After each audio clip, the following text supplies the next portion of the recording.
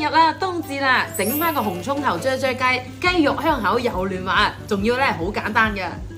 潘師妹，嗰兩日冬至啦，有咩快手菜好整啊？梗係有啦，俗話講啊，冬至大過年啊，咁喺廣東人嘅冬至飯台上面啊，點可以冇隻靚雞呢？今日咧呢隻雞咧，我就用紅葱頭嚟整，香口得嚟咧又惹味，而且咧紅紅火火過冬至啊，又好意頭喎。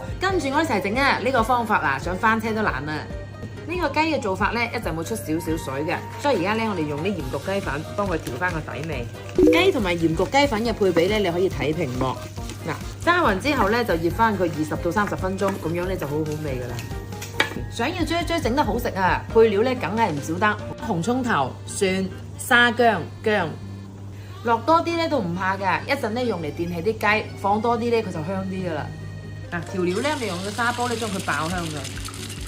有好多姊妹話平時做啫啫雞咧做得唔好食啊，因為咧就出晒水，咁梗係啦，因為你哋咧就將啲調料咧就冇將佢爆香佢啦。而家咧學我咁樣爆到佢咧差唔多有少少燶燶地嘅時候咧，咁一陣你啫佢嘅時候咧，佢就唔會咁多水出啦。呢個時候咧我可以放雞落去，將啲雞啊均勻咁樣去鋪平啊。好啦，鋪平之後咧就吸蓋，散1-2圈嘅米酒落去，中細火咧焗佢4分鐘。呢個時候啊，調翻個醬汁先。雞肉嘅靈魂啊，點少得沙薑同埋紅葱頭。紅葱頭同埋沙薑咧，全部將佢切碎，一陣咧灒熱油落去咧就好香噶啦。準備好熱油，趁滾淋落去啊，先可以激發到我哋嘅葱頭嘅香味。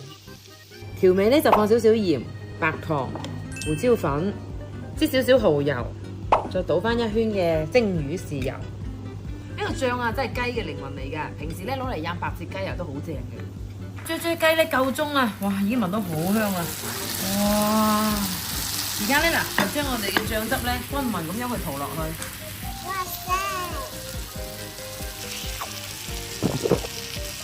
一定要鋪均勻啊，窿窿罅罅都冇放過啊，咁樣啊真係好香嘅。好，再吸翻蓋，焗翻3分鐘就 OK 啦。一打開咧，全部都係嗰啲葱嘅香味啊！你睇下，隻雞都好靚啊！呢個時候啊，出鑊前啊，撒翻啲葱花落去，啊，真係正啊！好焦香啊，一滴水咧都冇加㗎，所以食起身個咧好有雞味同埋好入味，同紅葱頭嘅味道咧真係好搭啊！哇，雪梨好香喎，咁係啦，唉，整隻碗俾你試下啦。哇，紅葱頭啫啫雞啊呢個，快試下。多謝。睇下好唔好食？